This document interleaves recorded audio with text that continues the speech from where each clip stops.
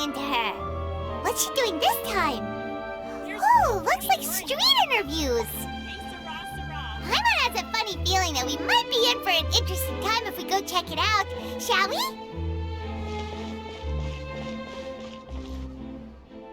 I see. So you believe that this warning letter was sent by the Phantom Weasel? Absolutely. I've said it before and I'll say it again. The Phantom Weasel never acts as you expect. He must have faked his own death 10 years ago using a body double. Now that he's back, I'm sure the guards who worked on his case back in the day are in for a headache, but however this turns out in the end, the one thing it won't be is boring. Couldn't agree more. As a journalist, I'm gonna get a lot of mileage out of this one. Thank you, sir, for your time. Now, whom should I interview next? Huh? Hey! What a coincidence! Fancy meeting you here! Perfect timing. So, the Phantom Weasel's latest warning letter. What are your thoughts?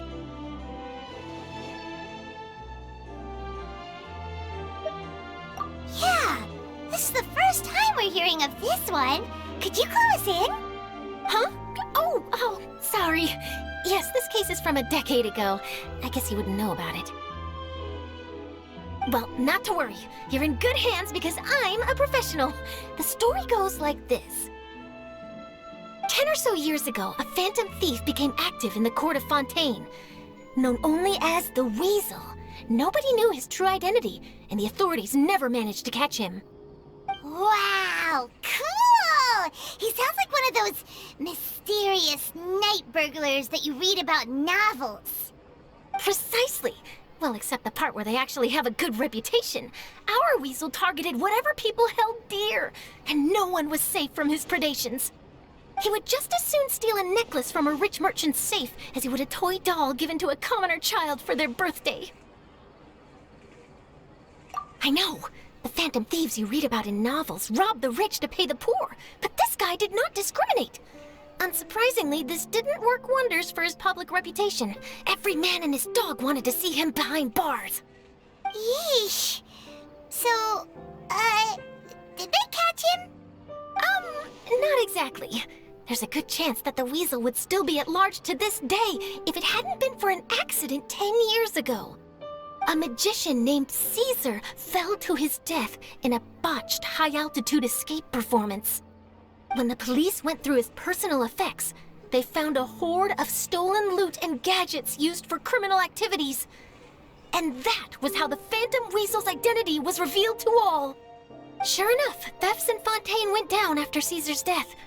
But today, 10 years on, the notorious thief has once again issued one of his warning letters and pasted it on the gate of the Opera Epiclese for all to see.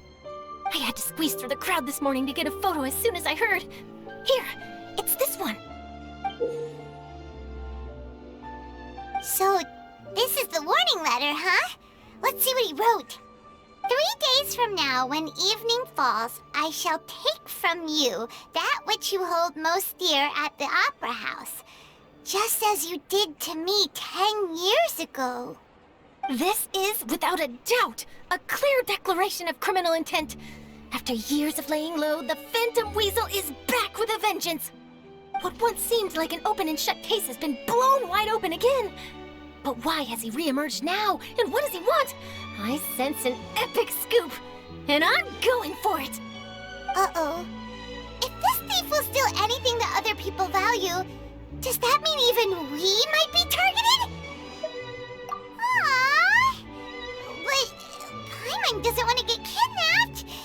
Well, he'd have to go through you first. You would stop him, right? Okay, the people have spoken. It's clear that the public are very concerned about the Phantom Weasel's reappearance. Let's see, I've got a photo of the letter, my interview notes. Yep, that should be enough to form the skeleton of my article. It does feel like something is missing, though. Something exclusive. Who should I interview next? I need someone with a more concrete connection to the Weasel. Is that who I think it is? Lenny! Magic, magician, Caesar, the Phantom Weasel! That's it! Let's go interview Lenny!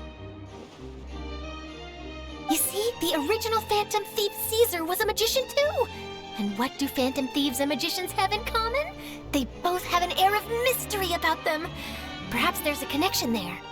Are you serious? What sort of a deduction is that? Oh, relax. My journalistic instinct tells me that an exclusive news story is beckoning. Let's go.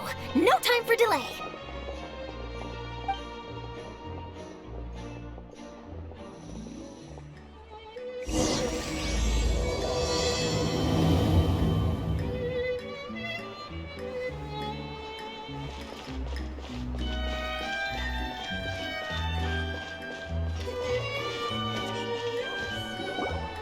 Wow, Mr. Magician! How did you know which card I picked? Oh, it's simple. Come closer and I'll let you in on my secret. Magicians have a special skill called telepathy, which means we can read other people's minds. Really? Then, what am I thinking now? Well, first you need to relax, because I can see that you're clenching your fist in your mind, as if to say, no, I mustn't let him guess it. Aww. And now you're getting a little flustered. You're trying to find a way to empty your mind, to think of nothing at all. But the more you try to hide a secret, the easier it'll come out. You snuck out from home today, didn't you? You told your family a little lie so you could come out and play. Now, that's not a good habit. You can tell? Oh boy, you really can read my mind. Of course. Oh, and that's the end of my performance. You should really be heading home. Remember to apologize to your family, all right? They must be worried about you. All right, got it. Bye, Mr. Magician.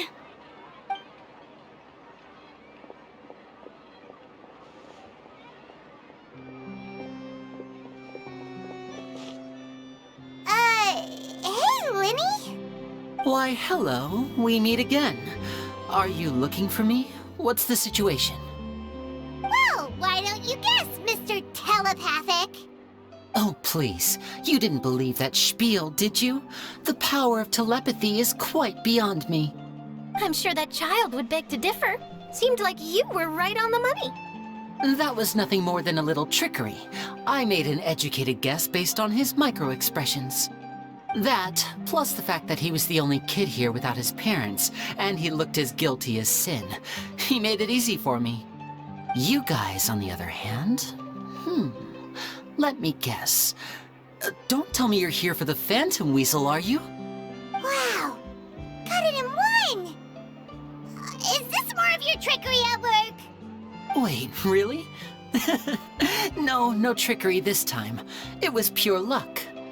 His warning letter's been the talk of the town, so I figured that maybe you were asking around about that. Bingo!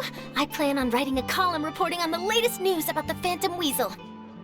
So, Linny, what are your thoughts on this infamous thief's reappearance? To be honest, it makes me angry. Angry? Why? You read his letter, right? The Phantom Weasel claims he's planning something in 3 nights' time at the Opera House. That's the night I'll be performing there. Huh. What are the chances? Wait a minute, you don't think he's after you, do you? Well, if he is, then his warning is clearly a direct challenge to me personally. And if he's not, then it's still going to be a huge headache for me. The mere mention of the Weasel's name is enough to scare people off. So once the contents of that letter get out, barely anyone will be showing up to watch my show. But I've been preparing for this for a long time. I'm not about to let him ruin my big day. This leaves me with only one choice. I have to expose the Phantom Weasel's identity before the show begins. Really? So what you're saying is, we might get to see a live duel between a famous magician and an infamous thief? Wow, this has exclusive written all over it. To be honest, I'm not sure if I'll emerge the victor. The Phantom Weasel is a notorious crook, infamous for his inscrutable methods. You're being far too modest, Linny. I think your magic tricks are even more inscrutable than those of a thief. Thanks for the compliment, though I have to say I don't care much for the comparison. A lot of people liken magicians to thieves because we both have the ability to make things disappear without the person noticing. But there's an important difference that these people overlook. Allow me to demonstrate with a quick magic trick. Here, I have a flower, just an ordinary flower that was picked not long ago. Watch it carefully now. 3, 2, 1. It's gone! That's the question. Where did it go? Therein lies the difference between us. Thieves make precious things disappear, but only magicians make them reappear. If I could now invite you all to check your clothes, there might be a surprise in there somewhere.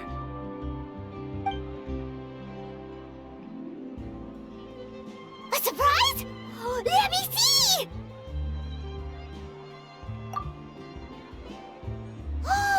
It's right there! But how? You haven't moved this whole time!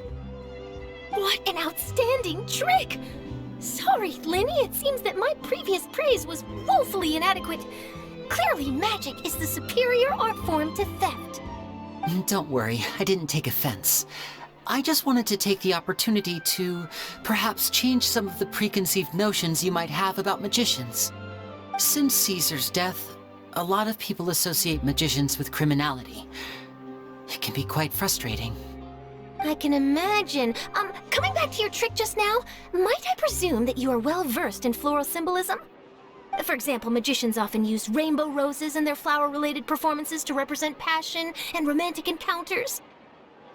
But you used a Lumidu spell, which, if I'm not mistaken, allude to separations. I'm curious to know if there was any deeper meaning behind this choice? Impressive knowledge. It's no wonder you're such a successful journalist. But I'm afraid I don't know the first thing about floral symbolism. I'm just in the habit of using Lumidu spells in my magic. It sounds like something I should look into, though. I'll buy myself a copy of Fontaine's Floral Language Facts when I have some time, but it'll have to wait until this Phantom Weasel business is behind us. Well noted. In that case, this brings us to the end of our interview. I, for one, am looking forward to the final showdown between you and the thief. Please feel free to get in touch to update me on any further developments. Otherwise, I will of course see you at your show in 3 days' time, but let's hope the Phantom Weasel is caught by then. If there's nothing else, I'll be off. You've given me lots to work with here, and I've got no time to lose if I want to write that exclusive piece. I'll see you all later!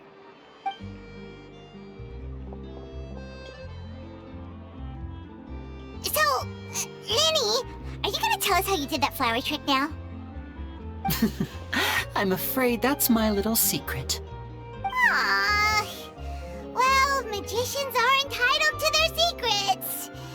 But Paimon's really itching to know how it's done.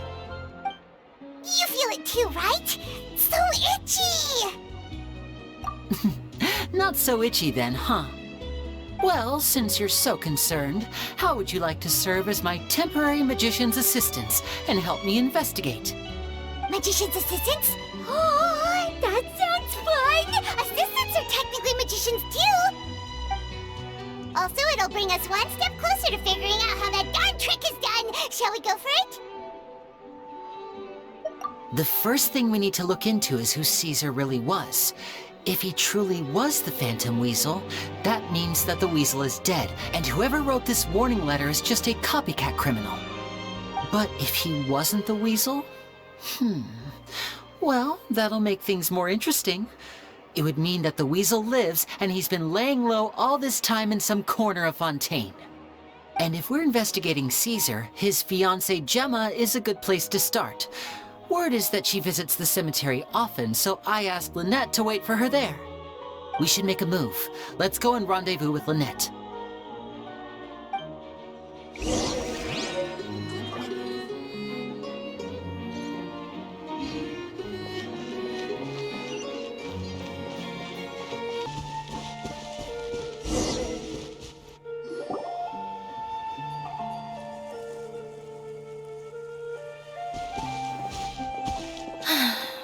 You took your time. Sorry, I bumped into the Traveler and Charlotte en route, and we ended up chatting for a while. It's been a while, Annette. We're working as Lenny's temporary assistants in the investigation of the Phantom Weasel. Thank you. It's good to have you helping. So, what's the situation? Have you seen Gemma? Nope. I've been here a while, and she still hasn't shown up. How bizarre. Maybe it was bad intel. Well, we won't get anywhere by standing around waiting. Traveler, Paimon, let's go ask around.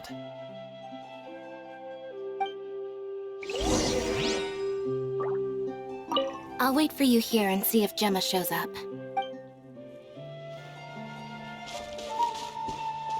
A lot of people here today, huh? When did this cemetery get so popular? Same thoughts here. What's going on?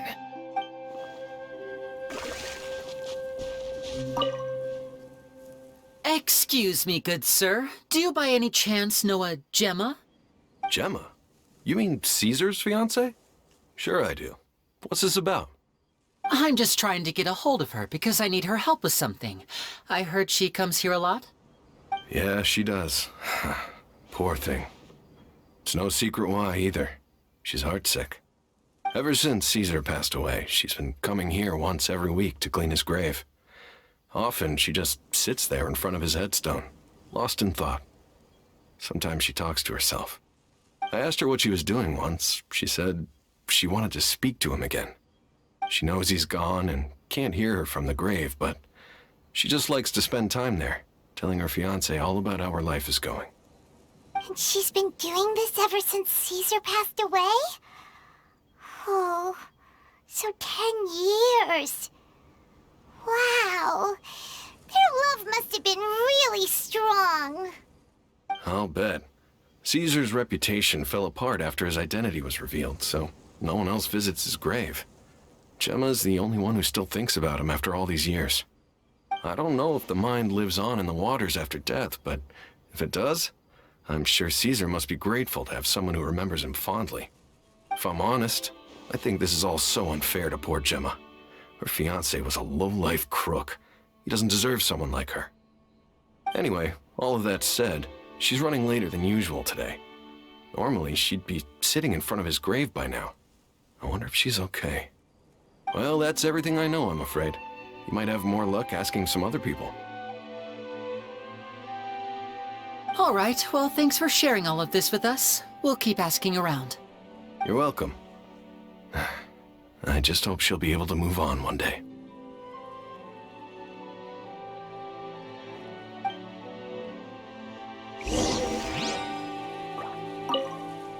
A lot of people find cemeteries bleak and oppressive, but not me. I find the silence gives me a sense of peace, and something about being in the presence of the dead and buried sort of puts all of life's woes in perspective.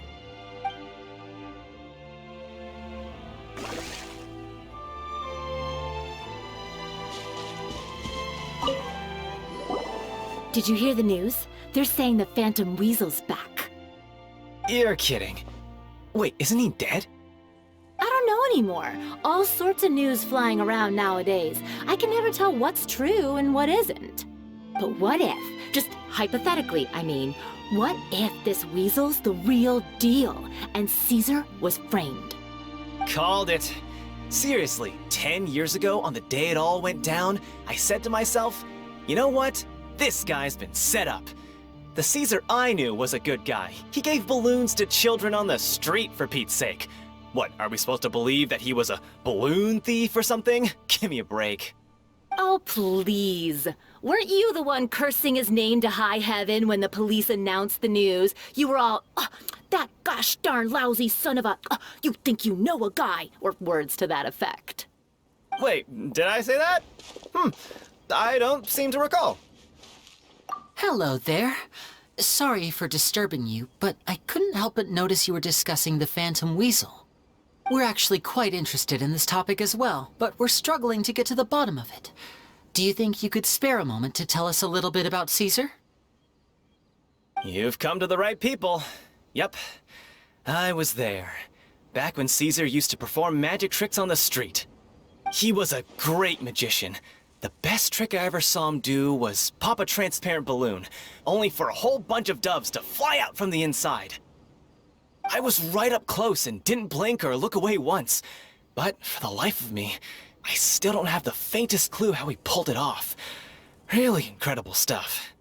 I saw him perform too. He always used to bring some gifts along for the kids who came to watch his show, and he'd hand them out after he was done. Sometimes, he even got the kids to write their wishes down, and then he'd make the items on the wish list appear in his next show. Huh. He doesn't sound like such a bad guy. But after he died, there were also rumors that he used the wish list to find out what was precious to people, with the intent to steal it later. As I'm sure you know, the Phantom Weasel would steal just about anything from anyone. Whatever the case, now that the Weasel is back, Caesar's become a hot topic once more. I bet Gemma must be pleased. If Caesar's name gets cleared, maybe it'll finally give her some solace after all this time. Oh, speak of the devil. That's her over there. If you've got any more questions about Caesar, she's definitely the one to ask. So that's Gemma. Is it just Paimon, or does it look like something's wrong? Wait, it looks like she's injured. Come on, let's see if she's okay.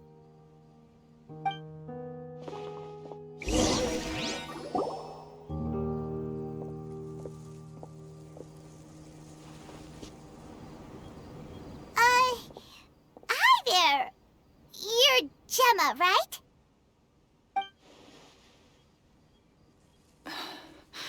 Who's asking? Don't be afraid, we mean no harm. It looks like you're injured. How bad is it? Thanks for your concern, but you didn't answer my question. Who are you, and what do you want with me? My name is Linny, and this is my sister Lynette. My name's Paimon, and this here's the Traveler. We're investigating the Phantom Weasel. The Weasel posted a warning letter this morning. If he still lives, that means that Caesar was falsely accused. You knew Caesar better than anyone else. So if you're willing, we'd love to hear what you think about all this. I promise you can trust us. We won't hurt you. In fact, we'll do all we can to keep you safe. I never believed that he was the Weasel. Huh. I suspected as much. Okay, so going back 10 years, do you remember anything strange in the weeks leading up to the accident? Did Caesar have a falling out with anyone, for instance? No, not that I know of. Got it. All right, sorry for disturbing you. If you don't have any more questions, please leave. I want to be alone with him.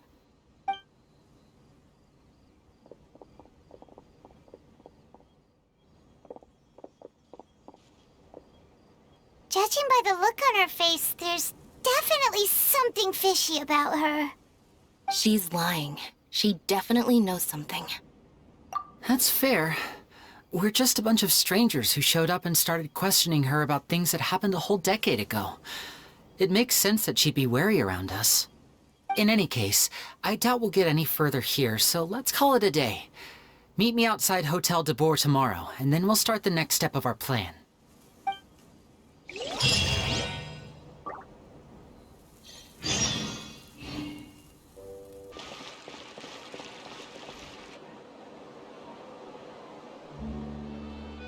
Over here.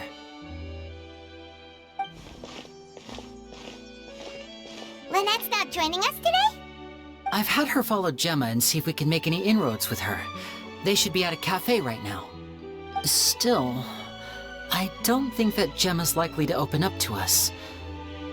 So, we need a contingency plan. Today, we'll be looking into a guy named Lorenzo, Caesar's former pupil and assistant.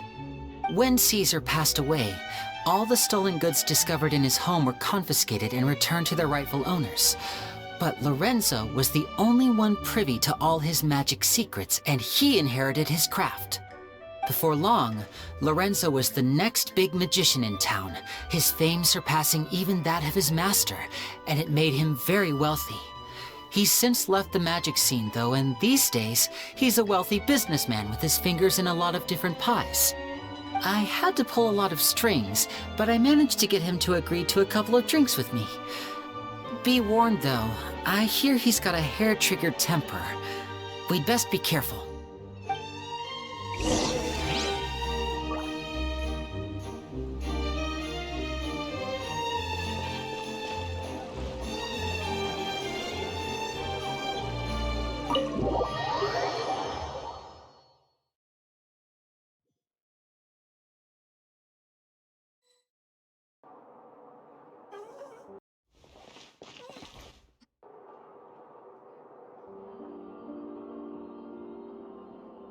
You neglected to mention that you were bringing 2 other people with you.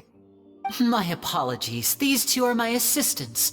When they heard that I was meeting with the former Magic Maestro himself, they begged and pleaded with me to bring them along. And if it's no trouble, a couple of autographs would really make their day. Oh, forget the pleasantries, just sit.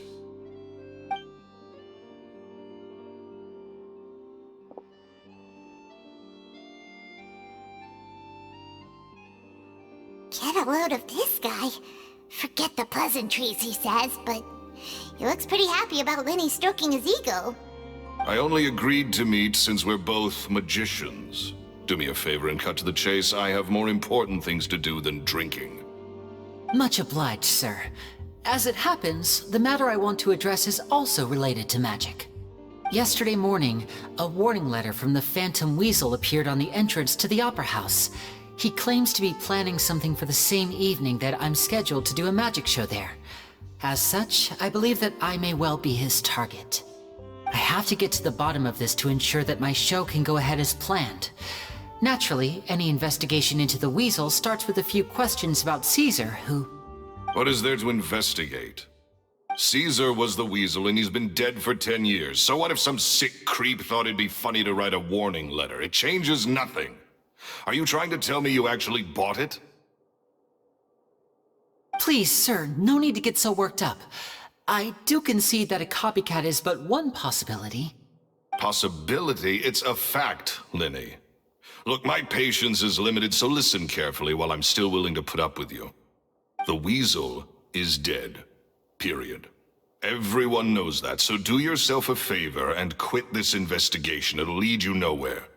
Look, if this affects your magic show in any way, I will personally compensate you for any losses.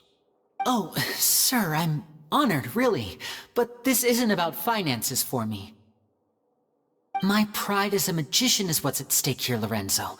Copycat or not, this person has thrown me the gauntlet, and I must meet their challenge head-on. Your pride? Don't mince words with me, boy. Just tell me, what exactly are you seeking to do? I want to find out the Phantom Weasel's true identity.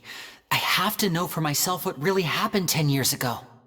What would that accomplish? And what do the events of 10 years ago have to do with you, anyway?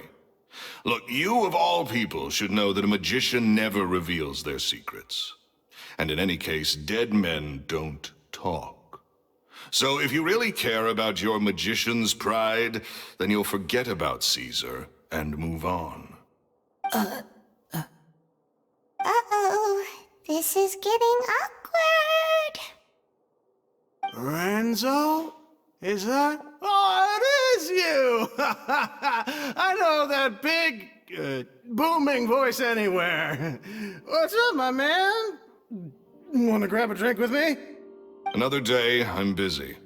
Oh, come on! You can't be all business all the time. You know what they say? Live fast, die young. You gotta learn how to kick back and relax once in a while. If I wanted your life advice, I'd ask for it. Now get out of my face and go be drunk somewhere else. Sorry, my good sir. I don't believe I've had the pleasure. Oh, hey! Edmondo. He and I are business pals. We worked together a bunch of times. This is your first time meeting him? Oh, he's always like this. Foul-mouthed and hard-nosed. Never heard a kind word out of this guy the whole time I've known him. And he wonders why he can't get a girlfriend, despite being, what, pushing 40, 30, something? Anyway, point is, a lot older than when he first got rejected by the girl he was into. And he's still into, from what I hear. Shut up and get out of my face. Another word out of you and you can forget about doing business with me ever again. Do I make myself clear? Sorry, I may have had a little too much to drink. All right, I'm gonna leave. Don't work too hard.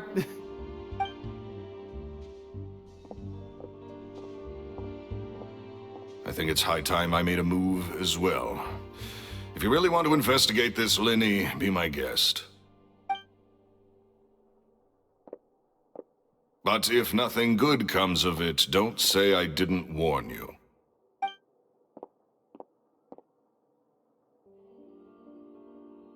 Well, that fell to pieces in a rather spectacular fashion. Any thoughts? Totally. And what was all that about compensating you for your losses? Why would someone you just met make an offer like that? He's gotta be hiding something. And not like Gemma. She was a little suspicious, but this guy's definitely covering something up. I think so too. We need to look into Lorenzo more closely.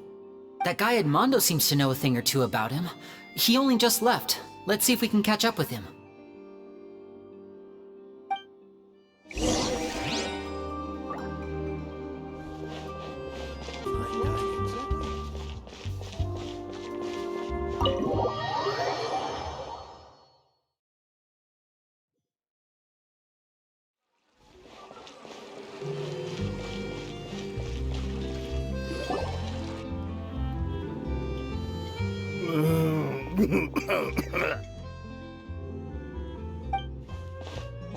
You okay there?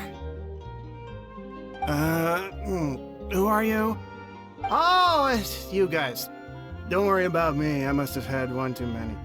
I just need to ride it out. I say way too much back there, didn't I? Yeah, I nearly talked myself into complete financial ruin.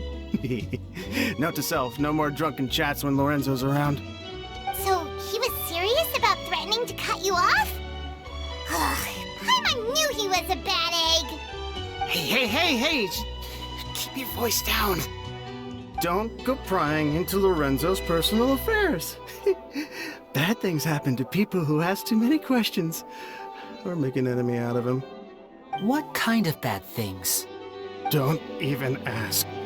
I'm sorry, I'm gonna have to cut this conversation short. I'm not crossing that line again. And take it from me, trouble with Lorenzo is one thing you don't need in your life. You saw him flare up back there. I don't know what you said to him, but clearly it touched a nerve. That's not a good sign. You're too young for this. Don't get in over your head. I'm leaving.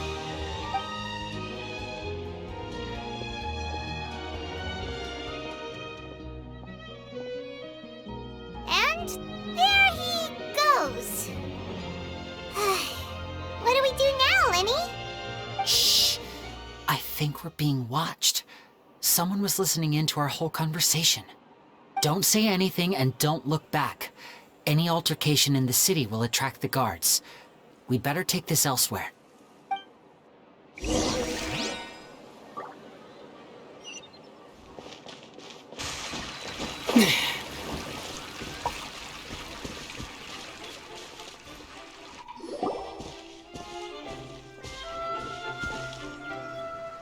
You followed us a long way. Why don't you come out and introduce yourselves? So you're Lenny. And where's your sister? Ain't she with you today? Save us the trouble and go fetch her for us. Let's not drag this out. Paimon doesn't like the tone of your voice, mister! Who sent you, huh? Save your questions, missy. You ain't gonna need answers where you're going. Capiche? Looks like we can't avoid this fight. Now, I'm not the strongest fighter, so I hope you're ready to back me up. Don't worry, we got this!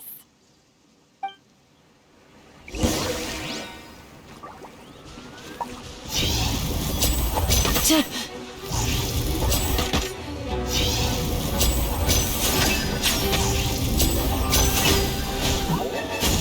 right up.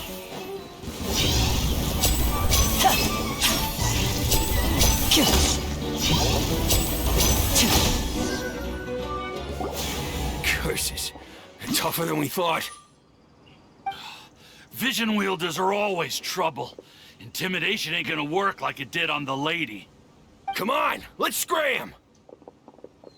Hey, wise guys! We ain't through with you yet! Oh, they got away! Did you catch what they said just before they left? Something about intimidating someone else. Sounds like they just wanted to rough us up as a scare tactic, and they've already done it to someone else, but who? You're right. She was injured when we saw her yesterday, and she acted like she had something to hide. Maybe she was too scared to tell us the truth because those guys had threatened her. Well, if that's the case, she should be more willing to open up to us when she learns that those thugs won't be bothering her anymore. Let's head back to the cafe and see if we can get any information from her.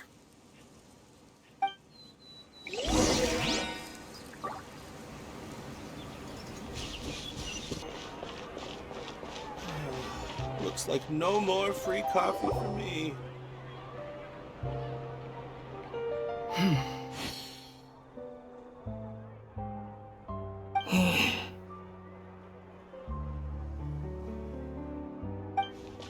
Gemma? You again. What is it this time? We just ran into the men who've been threatening you, and we gave them a taste of their own medicine. So, you can relax now. We're here to protect you. What? Why? I didn't tell you anything. Why would they come after you? Sounds like they're no strangers to you.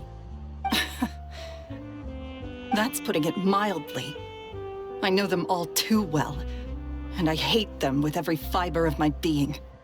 It's been 10 long years, and still every time I try to look into Caesar's death, they show up and warn me not to do anything stupid. How do I know I can trust you? Do you really think you can get to the bottom of it all? And why are you doing this?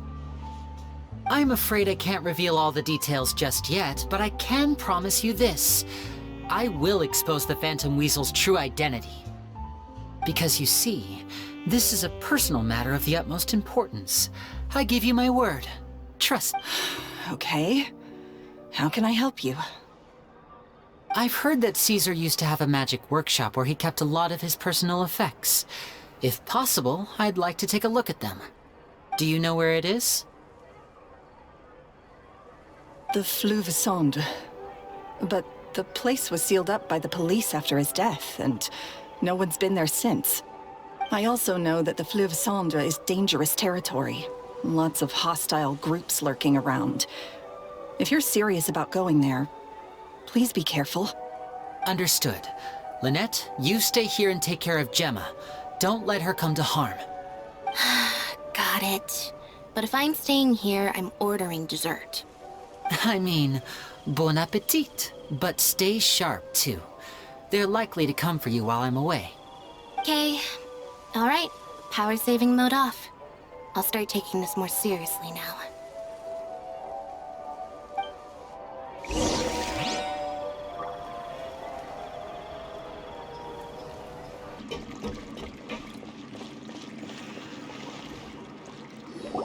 If Gemma gave us the right location, then the workshop should be right nearby.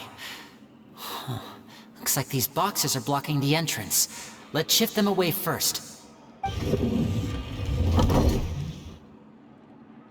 There we go. It should be just down here.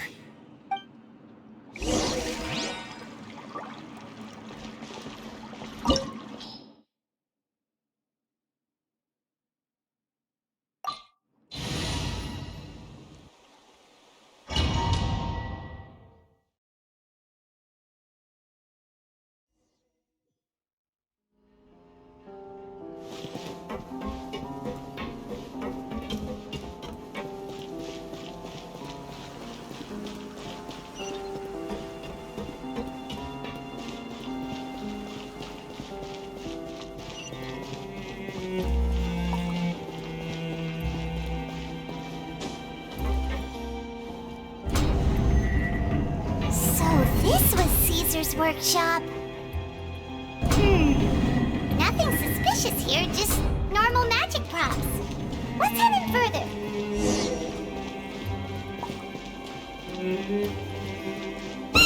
What was that?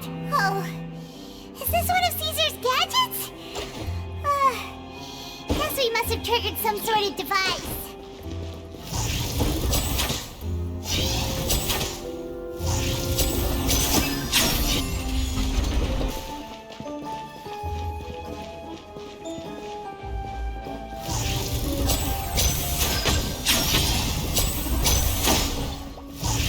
Now disappear!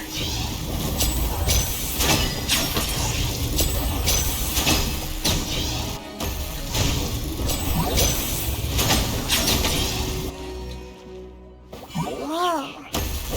Look, the doll in the box is glowing.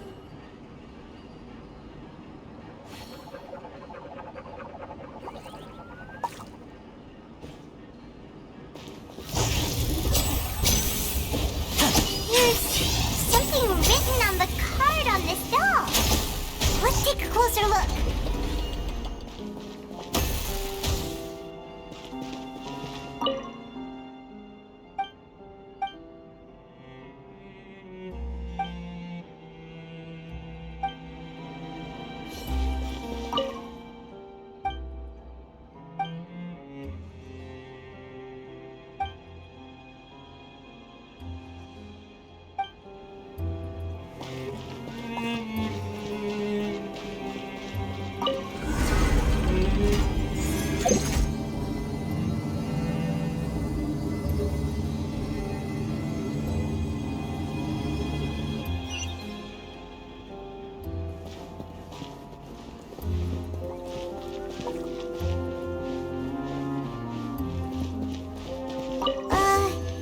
These magic boxes are moving.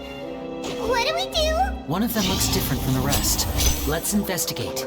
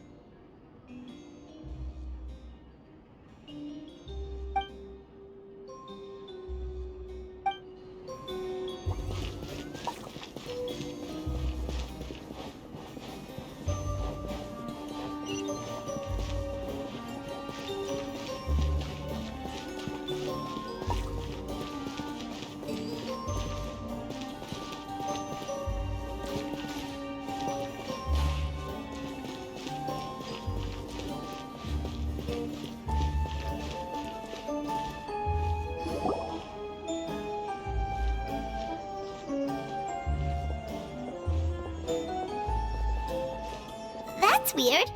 Have we reached the end already? There's nothing here. Maybe this was a wasted trip. This place seems a little too ordinary for a magician's workshop. There's a distinct lack of mystery. We've triggered quite a few devices on the way here. I'm starting to wonder whether Caesar built this whole place as one big, elaborate magic contraption. If so, then there must be more to this place than meets the eye. Maybe a hidden room somewhere. Aha! If I just move this book, then hopefully... and... presto! A secret passageway! How did you know? I'm a magician too, and apparently great minds really do think alike. Looks pretty big inside. Let's head in and take a look around.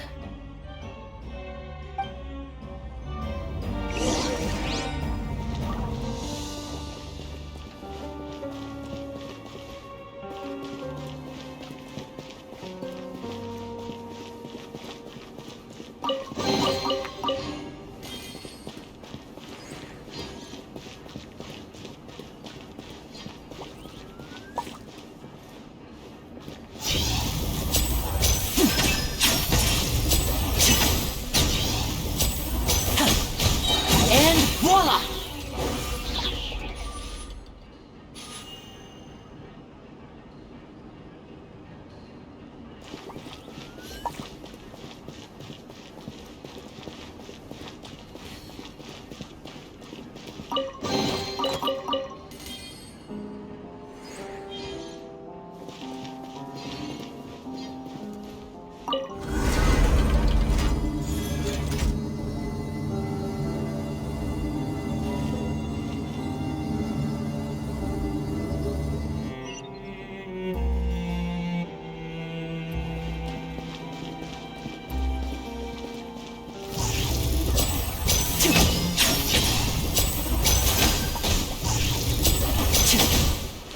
Step right up.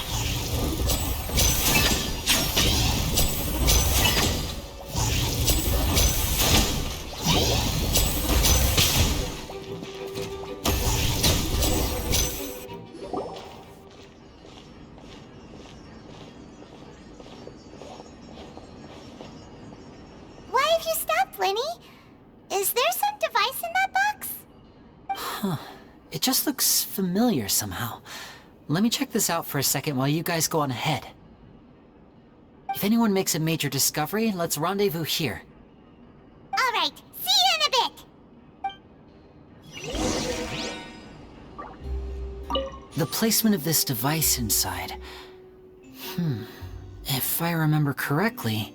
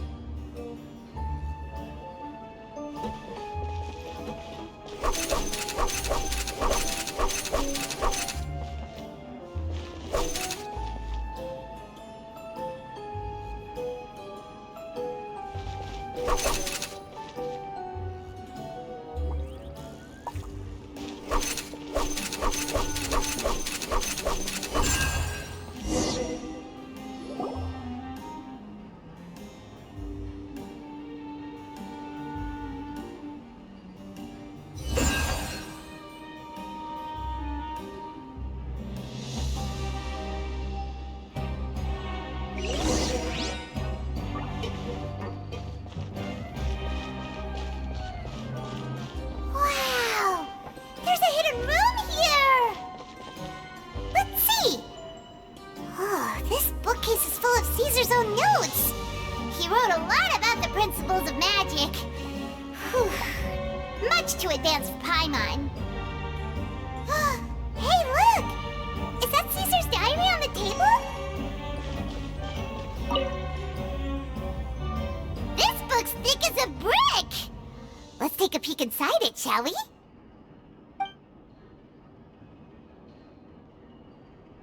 At one of my shows a few days ago, a child asked me how I pulled candy out of my hat. As a joke, I told the kid that the hat has a built-in wish-granting machine. Next thing I know, today a whole bunch of kids were pestering me to pull all sorts of things out of the hat. So I told them another white lie. The machine needs time to power up, but in the meantime, you can write your wishes down. Well, they took me up on that offer, enthusiastically. As I write this, I've only just got back from running around all over town, buying the things they wanted. I wound up saving very little this month. But that's not a major issue. I now have a bigger problem. How am I going to hide all these things inside my hat?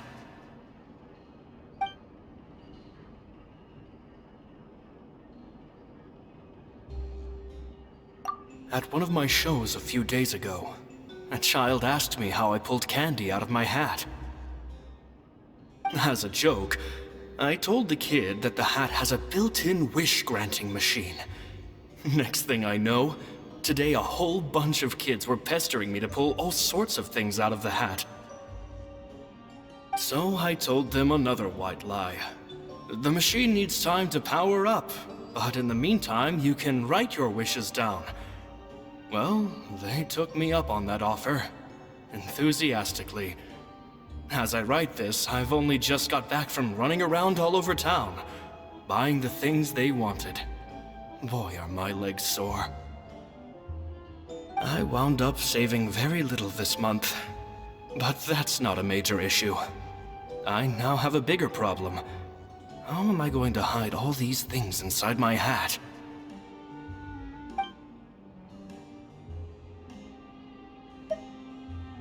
Two children came to talk to me after today's show. I don't know why they were out on their own.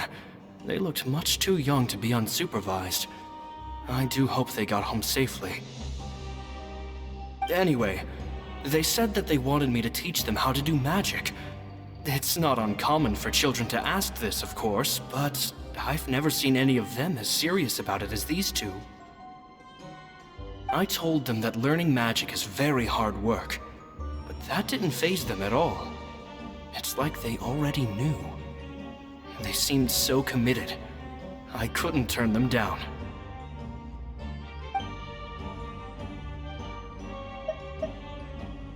It seems like something's bothering Lorenzo lately, but he won't open up to me about it. Surely he's not upset that I agreed to teach those two children. I'll have to talk him around. I have a good feeling about those kids. They're naturally talented, and it seems like they're not new to the world of magic. They have all sorts of fantastic ideas. All I'm really doing is helping them develop a more professional standard training plan. They wanted to call me Master, but I told them they absolutely mustn't. Any magician worth their salt could have taught them what I have. They're the geniuses here. Compared to them, I don't deserve to be called any sort of master. With time, I have no doubt that they could become far greater magicians than I. My only concern is why they're so mature for their age. I fear they've had to grow up too fast. I don't dare to imagine what they must have been through. Gemma thinks so too. She doesn't like being around them. Says that their eyes are too piercing. They don't bother me, but then again, I've never been the sharpest tool in the shed.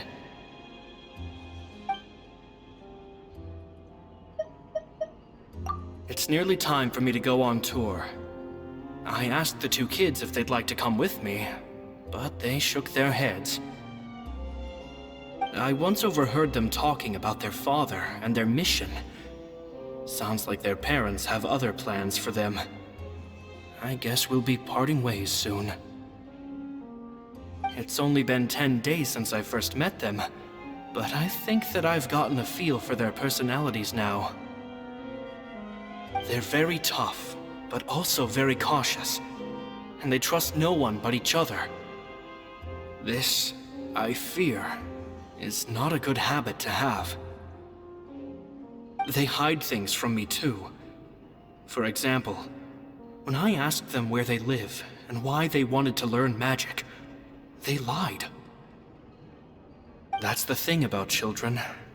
Whenever they're trying to cover something up, it always shows somehow. I can sense that their lives have been hard, possibly even dangerous too. They're not like other children. It's a shame that I can't do more to help them. After thinking things over, I decided to tell them a bit about how I see the world. It's full of lies and falsehoods. And that is why we must find our own truth. P.S. I hope they won't find my nagging annoying. Children are so opinionated nowadays. Will it do them more harm than good for someone they've only known 10 days to lecture them like that? P.P.S. Maybe I'm overthinking this. Children aren't interested in grand philosophies. It probably just went in one ear and out the other. I bet they've already forgotten every word I said. Oh, Caesar, Caesar. Just mind your own business next time.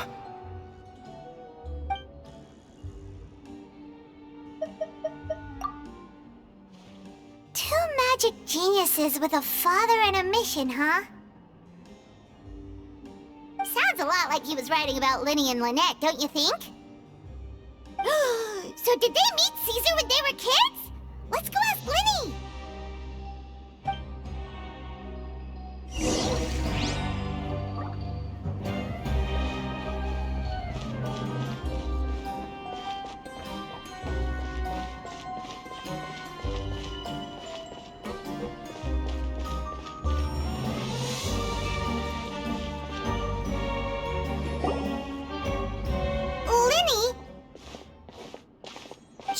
Hold that thought.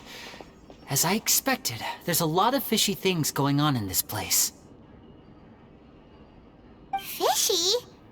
Uh-oh, what have you found? All in good time. Before we go over our new leads, I want to tell you how a high-altitude escape is performed. First, the magician slots themselves into a magic box in full view of the audience. The box is then suspended high in the air, and a short while later, the base automatically opens. At this point, a dummy will fall out of the box, but it looks real enough to grab the audience's attention, and they start wailing and screaming.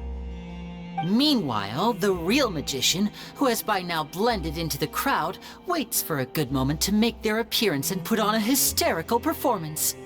Oh no! Is that me? Did I just fall to my death? Very vivid description. Paimon can really picture it.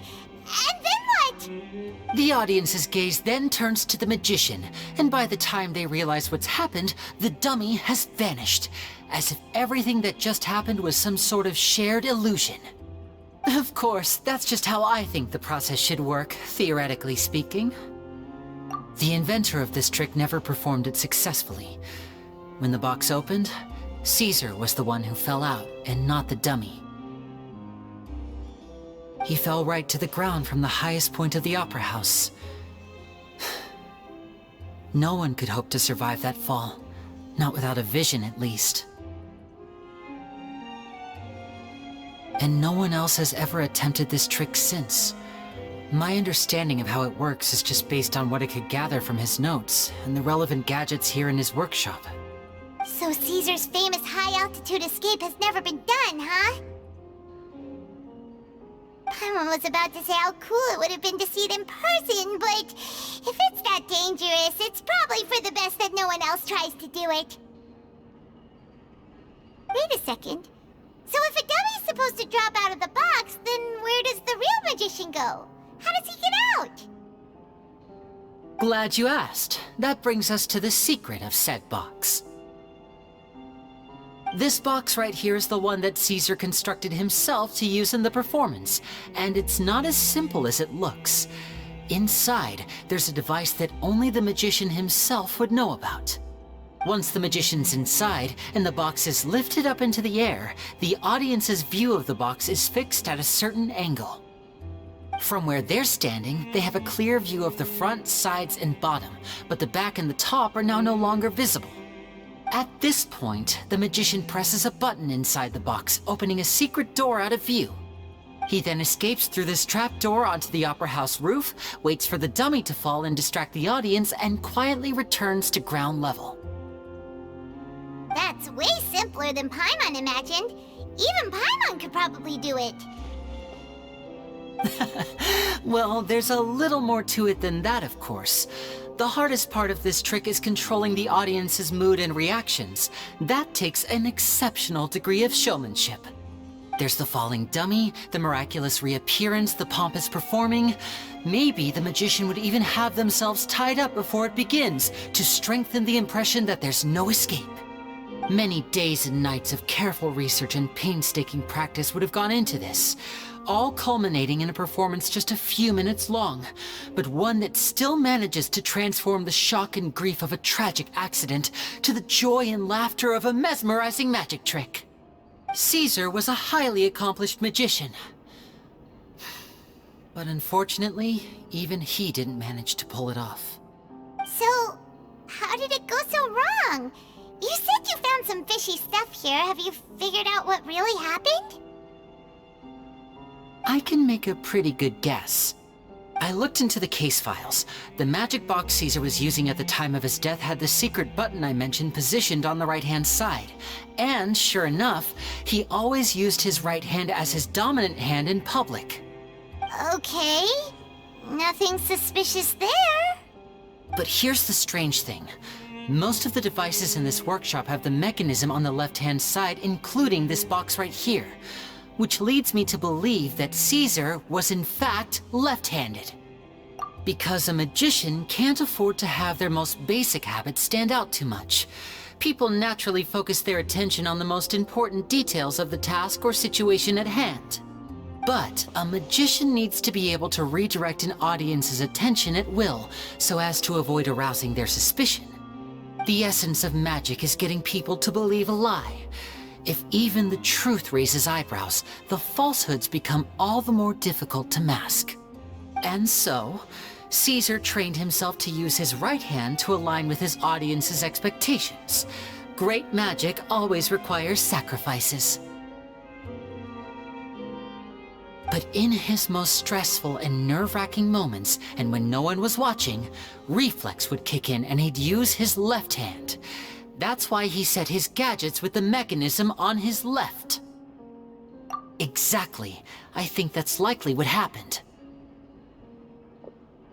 Caesar would have been under a lot of time pressure during the escape. He'd have had mere seconds to open the hidden compartment, retrieve the dummy, then open the secret door and make a swift escape. But I'm sure he was confident. He would have rehearsed countless times to the point where it was second nature. He'd barely need to think about what he was doing because muscle memory would guide him through. So he opened the compartment, took out the dummy, checked everything was in order, and then went to leave. With his left hand, he reached for the button, and suddenly, his heart skipped a beat. It wasn't there. Much like when you reach for your keys but find your pocket empty, his mind needed a moment to process what was going on. Instinctively, his left hand would keep feeling around for the missing button, maybe for another second or two, until the bottom of the box gave way. With the stakes being as high as they were, just a 2-second delay cost him everything. The authorities would find nothing suspicious and conclude that his death was due to his own error. When in reality, someone switched the boxes, and they did it to murder him. But how would they be able to make the switch without being noticed? That would be difficult to pull off, no? It would have to have been someone who knew that he was left-handed, and who could move his props around without arousing suspicion. Someone who was always by his side. Isn't that right, Lorenzo? You just couldn't let sleeping dogs lie, could you? There's not a lot of people who'd go to all this trouble for some magician who died 10 years ago. I didn't want to have to do this, you know. Silencing you the hard way just creates more problems for me to deal with. But I gave you your chance. I hoped you'd do what's good for you and back off like the lady, but you disappoint me. You mean Gemma? So you are the one who's been threatening her! Yes, although however stubborn she might be, she was never much of a liability. But you people, you never even knew him, but for some reason you just wouldn't drop it. Which is why you can't leave this place alive. Take them out, and make it quick. Do your worst!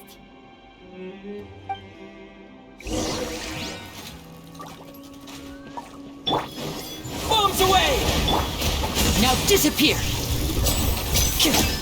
I'm fine.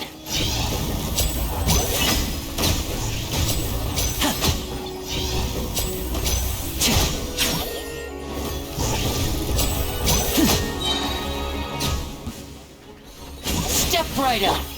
Go! Let's get this show on the road!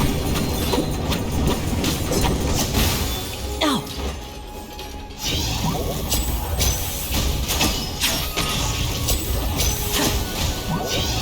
And voila!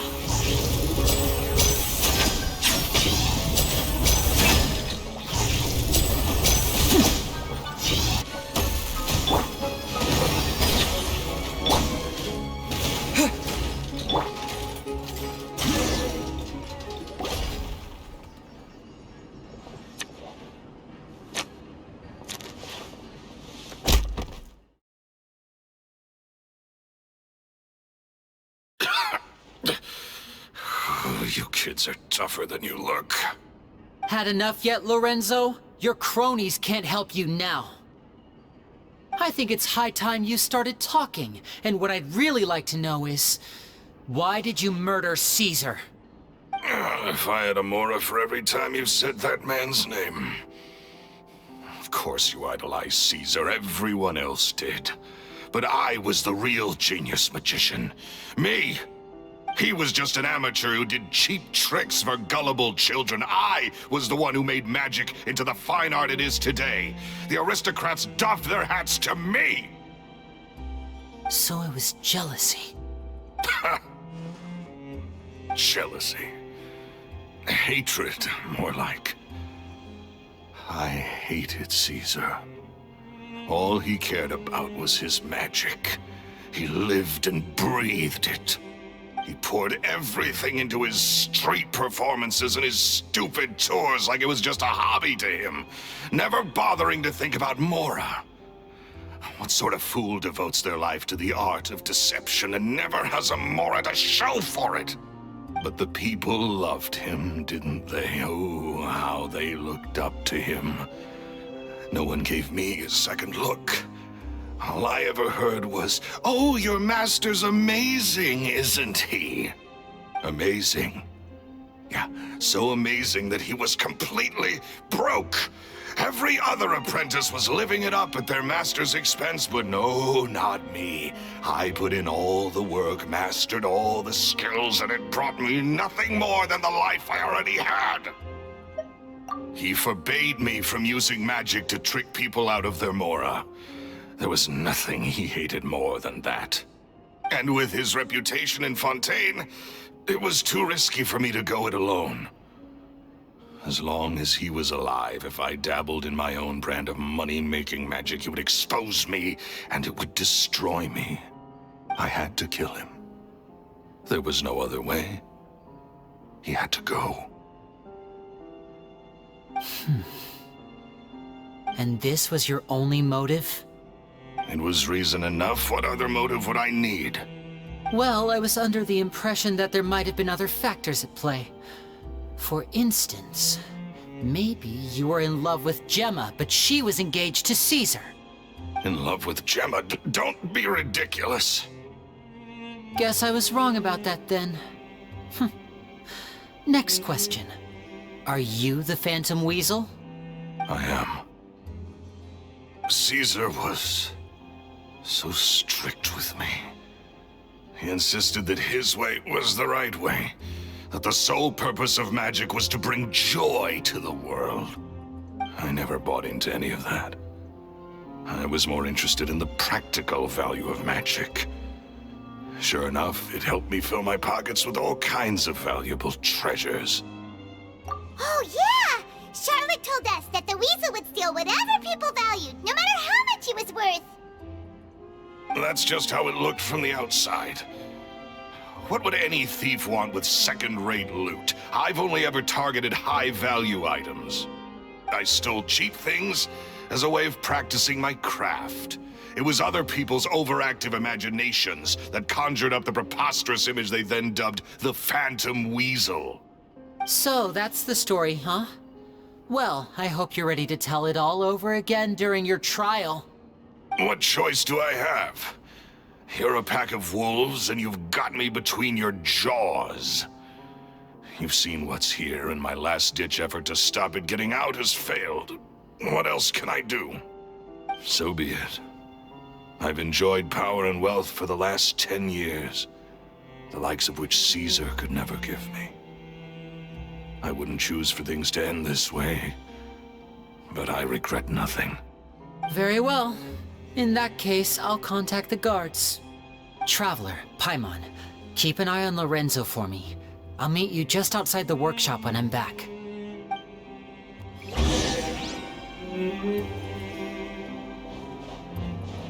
At least I can finally stop looking over my shoulder now.